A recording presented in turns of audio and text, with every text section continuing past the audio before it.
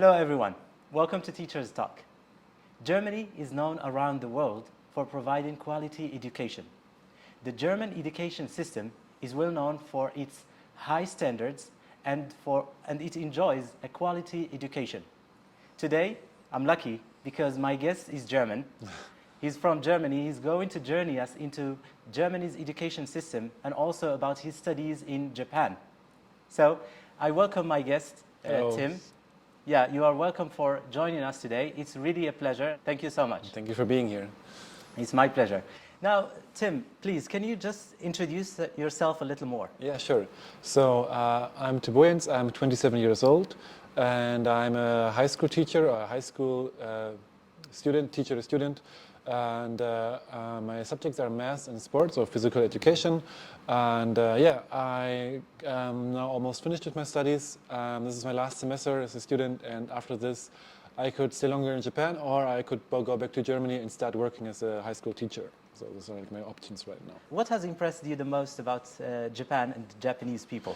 Well, my impression back in Germany was that Japanese are very quiet and very reserved because there are so many rules they have to follow and so many traditions, but I was surprised that they are actually very expressive, that they very talkative and also very emotional. So I didn't expect that from my interactions with the Japanese people, and they're also the hospitality is really nice here. So every Japanese person I met or came in closer contact with was very happy to invite me to their home, for example, or help me out, and was very nice. Very nice, right. And I also know that you have attended many classes here, you joined some courses. So what is your impression about the education system just from as it is now, because you have been part of it somehow? Yeah, you mean in the university or in the school? Yeah, like in general.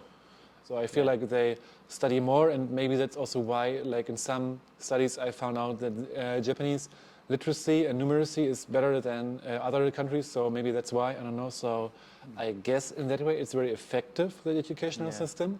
So I found that very interesting. Oh, really? So that's good. And now let's go to the second part. Yeah. All right, which is your life in Germany and education as well. First, what can you tell me about Germany and how's life in Germany? Life in Germany. So I feel it's very secure and it's very nice living in Germany. I miss the food a little bit because I was very attached to it. I was very bread, for example, we have various types of bread, and they don't have that here. They only have toast and white bread, and I miss the black bread very much, for example. But I think apart from that, maybe I'm not so super attached to Germany. I really enjoy my time with my friends there, but there is not so much I really miss about Germany, I would say. So I don't know. I'm also very happy living here in Japan right now. All right, enjoying it. Yes, I'm enjoying it very much. Okay, so maybe one day you can just come back here and stay for a lifetime. Yeah, maybe. Yeah. So as for now, because you are a teacher. All right. So what can you tell me about teachers' life in Germany? Okay. Yes. So first of all, I think becoming a teacher in Germany is a little bit harder than in other countries because, the student period is longer. It's 5 years at minimum. So, for example, here in Japan, it's only 3 years. They have to do just 4 years, I think, a bachelor's, and then they can start teaching. And in Germany, you have to do the master's for being eligible for a teacher job. So that's different. And also teacher life. Oftentimes, there's the stereotype of teachers that they only work in the morning because during school days and afternoon they are free. So, but that's not the case. Actually, they have to attend a lot of conferences, and they have to prepare exams, for example. And that's a lot of work, I would say, being a teacher in Germany. And for you, is it the same case?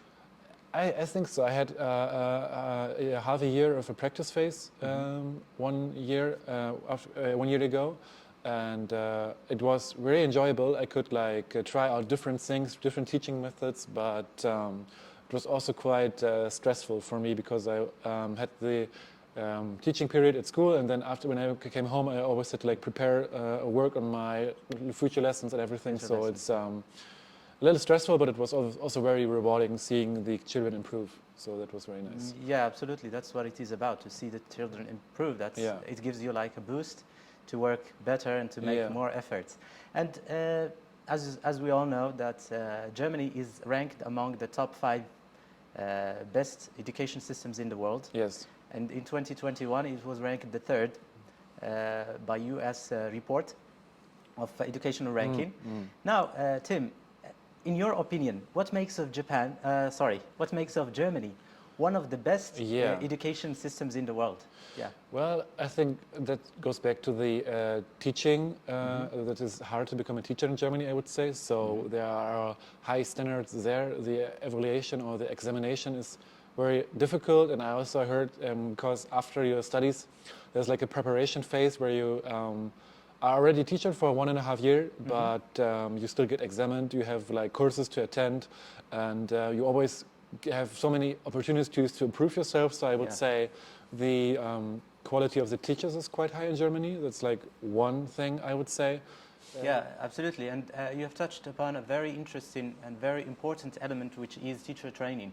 Because in many parts of the world, one of the main issues is teacher training and lack of teachers. So is it the same case in Germany?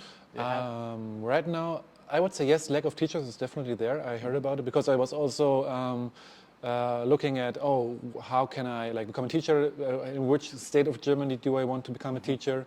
And I saw that because normally you have to decide which kind of school you want to attend to, or like this is decided before you start your studies. Oh, this is for elementary school, this is for high school, for example. And right now they're also like allowing that, for example, high school teachers can teach at elementary schools if they want to. So it's more flexible right now because there is a lack of teachers, and they're looking for more teachers. Because also during my studies, I had some friends of, I don't know how many there are, but there are many people who study for becoming a teacher, but not actually starting to teach after that. But back to the idea, the first idea that you've mentioned earlier about comparative studies, like comparing Japan and Germany. I attended one of your presentations, and you've mentioned that in Japan it's textbook based, but in Germany it's output based. Yeah. Can you elaborate on that a little more? Yes. I think it was in 2004 where Germany issued like educational standards from the central government, because in Germany actually education is more state focused. So the educational system is a little bit different in each state of the 16 states. And so it's not really like centralized like in Japan. In Japan you have like these educational standards issued by the government, and this is for all of Japan. And so in Germany, to be able to compare Germany better to other countries and also the different states, they issued educational standards which are very output focused. So like elementary school student after 4th grade should be able to do this in math, for example. Yeah. So like certain like expectations to the students. Which one is more effective in giving better results to students and giving better output? I would say a centralized. Actually, I would prefer like a centralized version, because also in Germany, what I also don't like is that the don't have secondary education is quite different after elementary school. There are 4 types of schools where you can send your child to. So there is like this high school, which when you graduate from there, you can go to university, but also like other schools who don't take as long. They finish after 10 years total, for example, of education. And so I don't know, maybe it's like good that they divide the students by that, but I actually don't really like it because it's not really inclusive, I think. Yeah. And this is for later. This is like what I would like to change. I would prefer it to be more centralized. More centralized. Yeah. I agree with you. I absolutely agree with you, because it's more inclusive, as you said, and as you put it. But as for now, and from a general perspective, what are the things that you found in Japan in education and don't exist in Germany? What I was impressed by is that they have like moral education class here in Japan. I mean, moral education also exists in Germany, but not as a subject, but rather like inductive, maybe inductive. I'm not sure about that. a word, but like in different subjects, maybe like philosophy or in history, for example, they learn about different topics, and then like, okay, what can we take from this? Like, what is the message? And this way, they learn about morals. But in Japan, they have like actually a dedicated moral education class once a week. And they learn about like stories, and then they learn, oh, what should we take from this? Like how to be a decent person, for example. Yeah. That is very interesting. And when in Germany, we don't have this. For example, the cleaning is done by a certain staff. So that way, I think it's, which has also impressed me, and I like this system a little better than in Germany. The German system, right. And Yeah. you reminded me of Shinzo Abe when a prime minister in Japan, that he mentioned this. He said that we have morals, and we focus on morals, work, and it leads to progress. Yeah. So these are the things that lead to progress. Morals are very important for the progress of any community. Would you implement them in your class? Yeah, definitely. But I think I'm not sure how I would do it. Like maybe not explicitly, but like maybe implicit. I would like maybe do that, or yeah, if something comes up, maybe I can like discuss about this. But actually, I don't know. My subject are not really like a subject where I can discuss morals so much. I think in mathematics we don't really teach morals. Maybe in sports you can like do it better. For example, like to focus on teamwork, for example, or reflect on what happened and how you should act in the future. Yeah, for you example, learn from it. That's and you that learn way. from it. So, as for now, if you have the chance to change one thing about the education system in Germany, what Yeah. would it be and why? Well, I would say I would like to standardize it a little bit more. I mean, in Germany it's like this state thing, but I would like to have it more standardized, that it's the same in the country everywhere. Then that way it's also easier for teachers to switch like states, for example, because if I finish my 1 and a half year preparation phase in one state, for example, it's hard to finish to like change to another state. For example, to Bavaria, there it is 2 years actually. So that way, it's also education is not the same in every country. There's like the stereotype that in the southern parts of Germany it's way higher than in the northern part. So that could be also a way to fix that, for example. So, the last question, Tim, is what are the most important skills that a teacher should have? Yes. 3 important skills.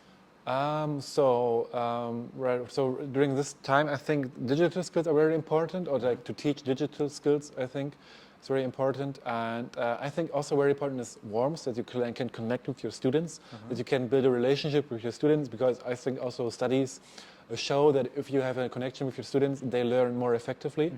And you also need to be able to manage a classroom, I think. So classroom management is very important. They're like, and in Germany I learned about some essential qualities teachers should have, and one of them is definitely classroom management. So they should be able to lead the classroom effectively, to lead them to every like phase, and able to lead them effectively. Yes. Yeah, all right. So I agree with you, because classroom management is really related to many other factors, and it will lead to better learning if done properly. Thank you so much, Thank Tim. you for your invitation, Hisham. Thank you. It's a really insightful talk, and I've learned a lot from you.